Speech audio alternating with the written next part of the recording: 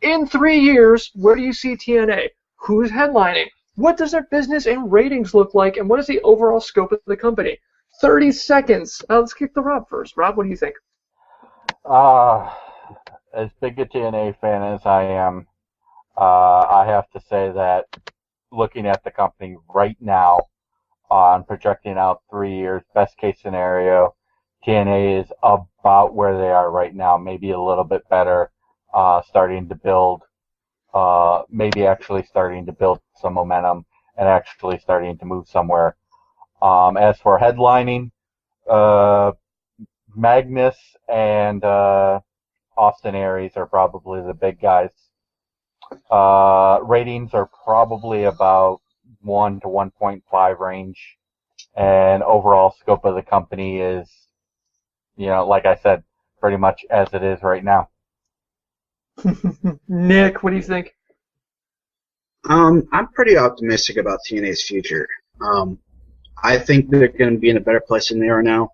I'm thinking of Jeff Jarrett traveling to reconnect their ties with New Japan, with AAA, with Great Muda's promotion up there, Wrestle One. I see them doing a lot of business together, improving everybody on all fronts. Maybe bringing over top talent. I could think of one guy from New Japan that I think would do great in TNA, Okada, the Rainmaker. As for who's headlining, I can see, like Rob said, Magnus, Austin Aries. I also think if they bring back his push, I think Kenny King can do a lot of great things for the X Division. In the next 3 years, I expect they'll be gone from Spike, or at least I really hope they are.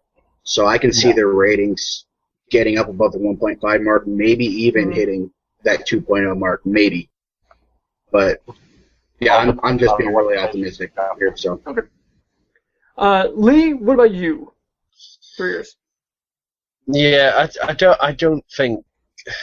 I think this is a better question asked at the start of next year. I think because of the way TNA is at the minute, it's a little bit difficult to judge because they've just just still in a bit of a financial position. I agree with Nick in a way. It depends on where they are. Almost, if they're still with Spike TV, they are not going to get a 1.5 rating. I'm going to tell you that now. If they go away from Spike TV and they go with someone else, who's going to take them on? Potentially, they can get a 1.5 rating. They won't be near 2.0. There's no way. I suspect Hogan will be gone by that point. I do think Hogan will be gone. It's hard to say at the minute. I think this is a better question asked in January. Honestly, TNA. It's really hard to figure out TNA at the minute because there's all sorts going around. Okay. Okay, Joe, what do you got? I think TNA will. I like the idea of them going to another network if it seems viable. Maybe they'll go to fucking USA and WWE will go back to Spike. Who knows? I mean, crazier shit's happen. But I don't think they're going to. I think maybe the ratings will jump up a bit. I'm not sure on the Hogan thing. I'd like to see him gone, but God only knows. And maybe they'll start as far as who's going to be, the guys they're relying on in the main event. Maybe it's those guys who have all the potential, like Jeff Hardy and AJ Styles. Yeah, all that young talent that's under 50. Yeah. Maybe even we'll see Chris Sabin get a title win. Hey, Robbie is young. That new kid, Bully Ray, is doing wonderful things with the company. Garv, what do you think? 3 years. There's got to be two changes made. One, you guys are right. Spike TV's got to go. They have to upgrade to another network that can actually get them competitive ratings. Overall, Spike TV does not provide the viewers that TNA needs to really, grow overall. And on the other side of that, it's the writers need to stick to one story and follow it through. No one gets the consistent TV time to finish a story, and that sucks. The third item, they need a longer than 1 year contract as long as they're not getting consistent TV time. Otherwise, as soon as you want to pull the trigger on a guy like Doc, he's not resigning. As soon as you want to give AJ Styles the main event at Bound for Glory, now it's almost apparent that he's not going to resign. So they need to change those 3 items. Otherwise, in 3 years, I do not see them surviving. I think very, very quickly that with the network thing, the problem you have with the network is that Spike TV are happy with TNA's ratings, and TNA are happy with the things that Spike is promoting on their channel. That's the awkward thing that you have at the minute. Well, but also look into how long is their contract with Spike TV. If you I'm are not with, sure, but I'll have a look. Yeah, let's find that out, because we always criticize the wrestler like Kenny King, who speaks out against the company he is with because he knows there's greener pastures. TNA is probably playing the same thing, saying, I am totally happy where I am now. So this is a bit awkward. Eric, this is from June this year. TNA have signed a big deal with Spike TV for another 5 years. Well, But I think part of the reason for that though is first and foremost, Spike TV is very happy with TNA. TNA That's is true. probably their highest rating program, if not the highest Not quite. rating. It's definitely in the top 3. It is. Outside of that, from TNA standpoint, Spike TV does give TNA a lot of leeway. Wrestlers on TNA do get to say a lot of things that other cable channels won't let go. And as we pointed out throughout here too, if TNA were to leave Spike TV, what network do they go to? That's going to provide better ratings. Yeah. Well, but I mean, if your choice is, oh, can I swear sometimes, or hey, can we actually be successful? I would rather go with the successful route, which is another network. Same with but again, what network? Yeah, I'm kind of with Rob on that one. What network would take the thing is, what network would take them on? Like there's no kind of we can't say what where we're going to be in 3 years because we don't know. Like we don't know what network's going to offer them this. And if they're in a 5-year deal with Spike TNA, if they're in a deal with Spike TV, Spike TNA. Spike TNA. Yeah, this is There we English go. coming out. That's how. There we go. That's how Spike survives. They say, you know what? We're taking over the fucking TV company. It's like Ted Turner all over again. But if they're in a 5-year deal with Spike TV, there's no real point in even talking about this. Well, I'd imagine that if they could find some way out of it, like Spike is in breach of contract for thus and such for not supporting them, and really Spike isn't supporting them beyond giving them a stable platform for the show. I'll stop it very quickly. It's very, very difficult to get out of them deals. I mean, very difficult to get out of them deals.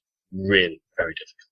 Like the thing is, but the thing is also, you can very much argue that Spike TV are providing TNA with Bellator fighters, with all sorts of advertising space, with pushing on the website.